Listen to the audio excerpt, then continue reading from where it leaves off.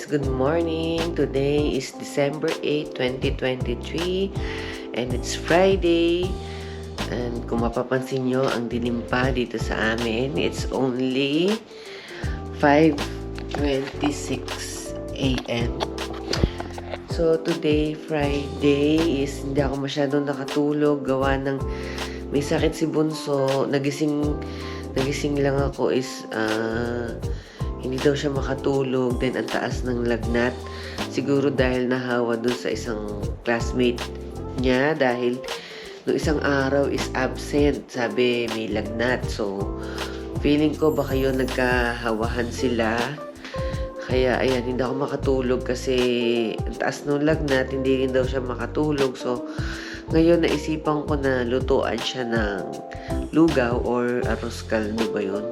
Basta yun yung lugaw. Lalagyan ko lang ng konting chicken and ginger. Ayun, para lang madaling kainin at saka mainitan siya. So, ayun guys, ngayon pala from today until December 14, walang pasok yung mga bata dahil nag-strike yung mga teacher. So, hindi lang ito first time na nangyari. Kung mapapanood nyo yung mga nakaraang vlog namin is nag-strike na rin yung mga teachers ng 3 days. Bali, dito rin sa Quebec, buong Quebec. Bali, sabi nung kaibigan ko na teacher is may linedeban sila sa government ng Quebec na taasan yung kanilang sweldo. And then ayusin yung work environment, yung situation nila sa mga school. Parang gusto nilang liitan yata yung number of students per teacher, parang ganun.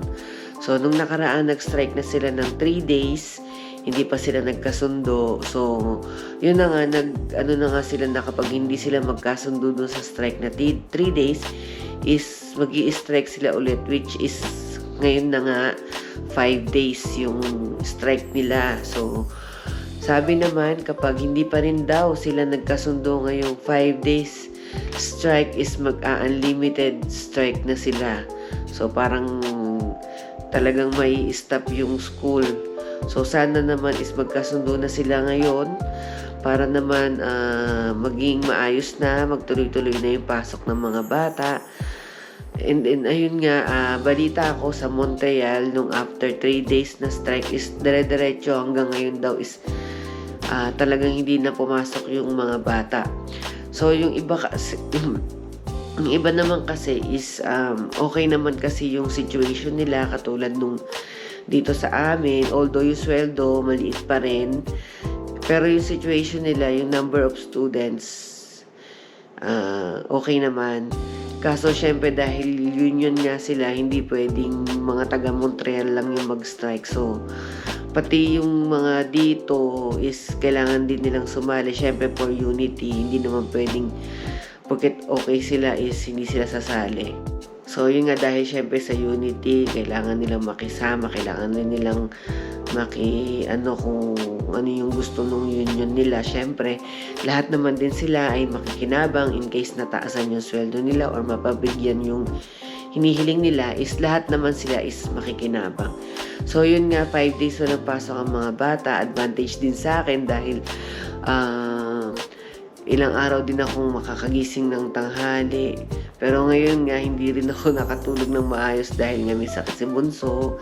Sakto naman ngayon is okay lang. Kumaga parang, hindi ko sinabing okay na magkasakit. Okay lang, na timing naman na na wala silang pasok nung nagkasakit siya. At least hindi siya marked as absent, di ba? So, wala siyang mamimiss na class.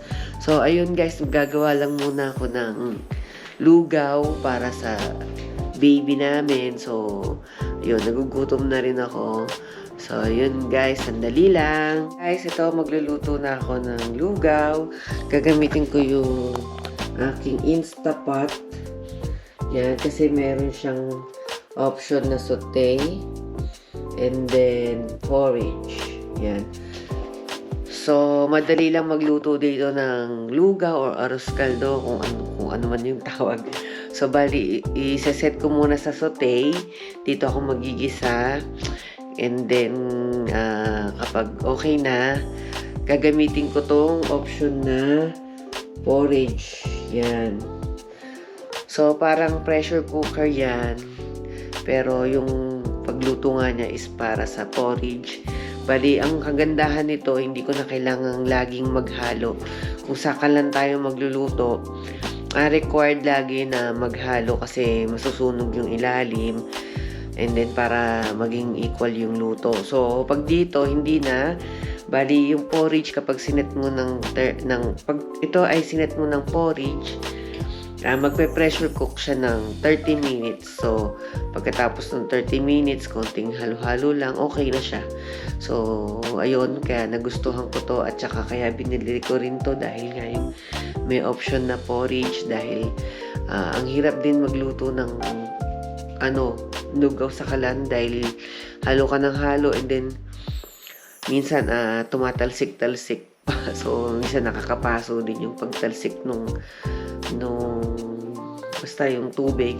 So, ayun guys, dito luto muna tayo dito sa Instapot. So, hindi ito paid advertisement pero Instapot, baka naman. So, ayun guys, saksak muna natin. Saselect natin yung saute. So, ayan. Ito yung temp. So, pag pinindot mo ulit, magiging normal yung temp. And then, isa pang pindot. Ayan. More. Sabihin, mas mainit. So, ano lang tayo. Normal. Ayan. So, wait lang natin uminit. Tapos, ito yung takip niya. Ayan, parang kaya pag tumunog na yung ganyan, ibig sabihin mag-start na siyang uminit. Mabilis lang siyang mapainit. Meron din pala ako isang takip dito, yung regular na takip. So, halimbawa, sinotay mo, then nilagay mo na yung ingredients, then gusto mo lang siyang pakuluan. Halimbawa, ayaw mo siya i-pressure cook. May isang, dito, regular na takip. Yan. Spread lang.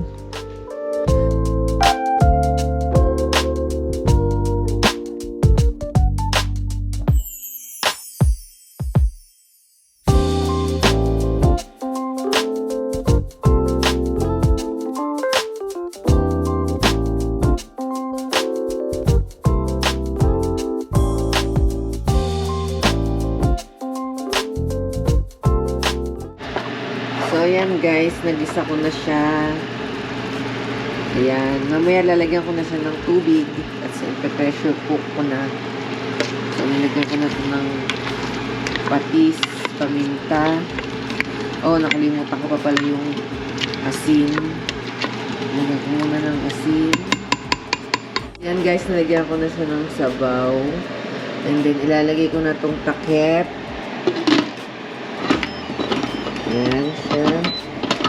Kailangan fit. Ayaw mo kasi may usok. Anong problema? Ba't ayaw niya mag-close?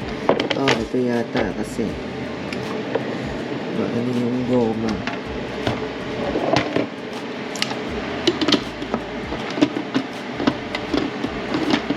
Ayaw niya mag-fit. Yun.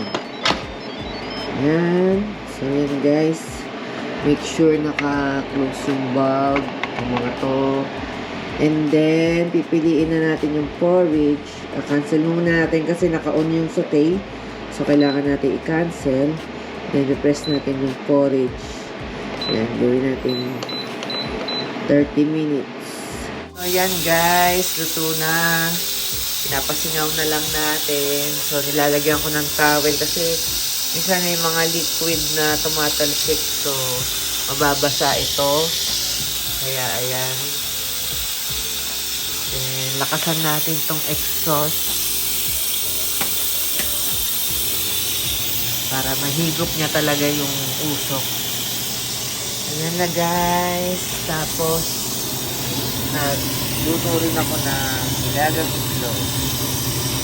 Kaya, papakainin ko na si baby girl. Gisingin ko na siya kasi 7 na. 12 o'clock daw siya uminom ng paracetamol. So, pakainin ko muna siya.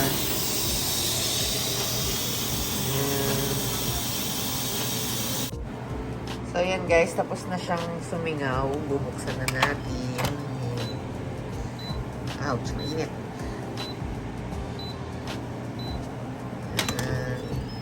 Oh, yan na siya.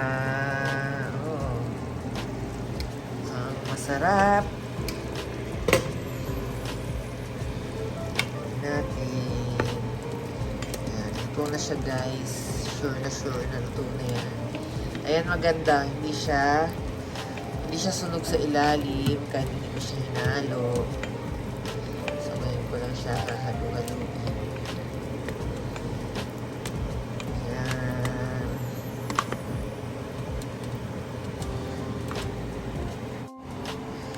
So, ito guys yung sinasabi kong takip. Ayan. Katulad niyan, gusto ko lang siyang i-keep warm. Ayan, keep warm lang siya. So, para hindi na kami mag-init mamaya. So, may maintain yung init niya. So, ayun. Pakainin ko lang si Bunso. So, ayun guys. Napakain na natin si Bunso. Ayun. Nanonood na siya ng TV. So, ako naman ang kakain. So, ayan. Nilagyan ko ng chicharon. So, yung sa kanya, plain lang. Walang ibang halo. Kumaga yung kung ano lang yung niluto ko. Yung sa akin, ito, nilagyan ko ng lemon, ng... Ano ba tawag ito? Yung sibuyas na green. Yan. Tapos may chicharon. Mamaya ako nalalagyan ng itlog. Hindi ko pa feel kumain ng itlog. Gusto ko lang ito. Yan. Para lang mainitan dahil ang lamig. Minus 22. Guys, hindi ko lang na-realize minus 22 pala. Grabe ang lamig. So, yun guys. Kain muna tayo. Mamaya mag-work ulit. So, ayun. Long weekend para sa mga bata. Hanggang bakasyon. 5 days silang walang pasok. Ayun pala si Bunso. Napainom ko na ng paracetamol ulit. Kasi 12 o'clock daw siya uminom ng gamot. So, tama, 7 hours na, lagpas na nga. Pero, yun nga, sana gumaling na siya. Ayan, sakto naman wala siyang pasok. So, yun guys, kakain lang muna ako. So, yun guys, good morning. Today is Saturday. And, si Bunso is medyo nagiging okay na. So, yung niluto ko kahapon na lugaw, may natira pa. So, ayun ulit yung ipapa-breakfast natin sa kanya ngayon. So, ayun naman, thank God is medyo nag-okay na siya kagabi. Nung umaga kasi umaabot ng 38.8 yung lagnat niya. Kagabi nasa 37.6 na lang. So, ngayon is pakakainin natin siya ulit nung lugaw. Sana mag-okay na siya this day. Sana hindi na masyadong tumaas yung lagnat niya. So, yun guys, tingnan natin siya sa taas. Ininit. So, to guys, ito yung ininit kong lugaw. Ayan, ganyan lang siya. Plain lang yun sa kanya. Minsan may halo-halong konting chicken. So, yan.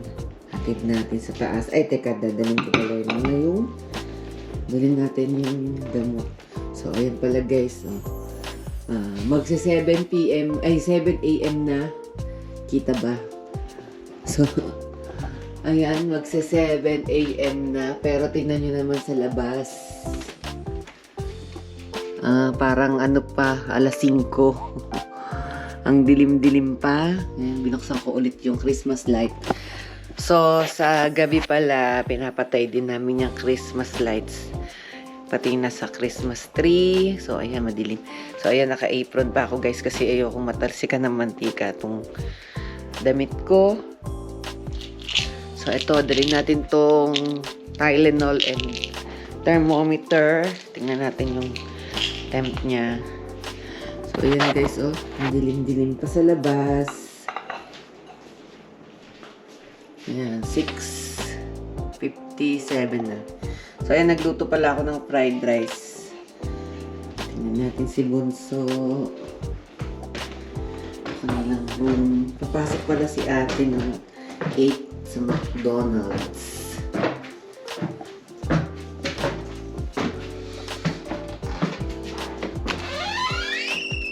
Bebe!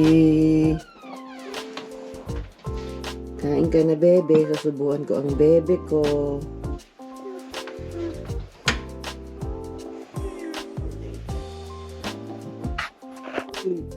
So, yan guys, ang temp ni baby, 37.7. So, may sinat pa siya. Yan, may lagnat-lagnat pa. Nadagdag ko pala yung kahapon is nagpunta ako dun sa aming isang friend. So, yung anak niya, meron ding sakit, nilalagnat din. And then, nagvo-vomit. Ayun nga talaga, usong-uso talaga ngayon dito sa Canada ngayon yung flu. May mga nababalita na marami daw na napupunta sa ospital gawa ng mga respiratory diseases, mga flu, yun nga. So, yun nga, dahil siguro paiba-iba yung panahon. Yung nakaraan, -20. Ngayon naman is -6 lang. So, hindi masyadong malamig. Tapos, biglang kinabukasan, biglang sobrang lamig. And then, yun nga, napasok sila sa school. Minsan, hindi sila nagsusuot ng proper winter attire. Katulad niya si baby, minsan pumapasok siya sa school, hindi siya nagsusuot ng toque. Yun, siguro nalamigan. Kaya, ayun, minsan kasi mga kabataan, mas inuuna yung forma. Siguro parang mas, nila, kaysa yung kanilang, safety, kumbaga ganun. So, yun, ingat-ingat guys sa mga nandito sa Canada. At syempre, hindi lang yung sa mga yan nandito sa Canada. Ingat-ingat tayo sa sakit. Mahirap magkasakit, lalo na ngayon. Mahal ang mga bilihin, di ba? So, ayun, kung kaya nyo magpa-flu vaccine, is magpa-flu vaccine kayo.